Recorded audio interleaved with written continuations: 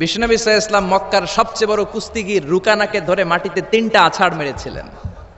তো কুস্তি লাগার আগে বিশ্বনবী কুস্তি খেলতে চায় না, কিন্তু রুকানা বলে তুমি কুস্তি না খেললে আমি কালেমা পড়বো না। বিশ্বনবী রহমতের নবী, দয়ার নবী, মায়ার নবী ভাবলেন একজনের সাথে কুস্তি লাগলে সে যদি কালিমা পড়ে মুসলমান হয়ে জাহান্নাম থেকে বাঁচে তাহলে কুস্তি লাগতে দোষ কোথায়। তো কুস্তির জন্য প্রস্তুত হলেন, বিশ্বনবীও প্রস্তুত, রুকানাও প্রস্তুত। তো রুকানা বলে মোহাম্মদ তুমি আগে মারো। বিশ্বনবী বললেন আমি আগে মারলে ওই মায়ের তুই হজম করতে পারবি না, কারণ বিশ্বনবীর এক হাতের ভেতরে জান্নাতের 40 জনের শক্তি ঢুকিয়ে দিয়েছে কে? সাহাবারা বলতেন আমরা যখন বিশ্বনবীর সাথে ঘোড়া হাঁকাতাম, বিশ্বনবী ঘোড়া টান দিলে বিশ্বনবী 2-3 সেকেন্ডের মধ্যে কত মাইল যে সামনে চলে যেতেন, সামনে ধোঁয়া আর বালু ছাড়া মরুভূমিতে কিচ্ছু দেখা যেত না। তো বিশ্বনবীর হাতের মায়ের যেমনি কেউ হজম করতে পারে না, আল্লাহ যদি পানিশমেন্ট দেয়, শাস্তি দেয়, ওই শাস্তি হজম করার শক্তি আমাদের নাই। চিল্লায় বলেন ঠিক কিনা?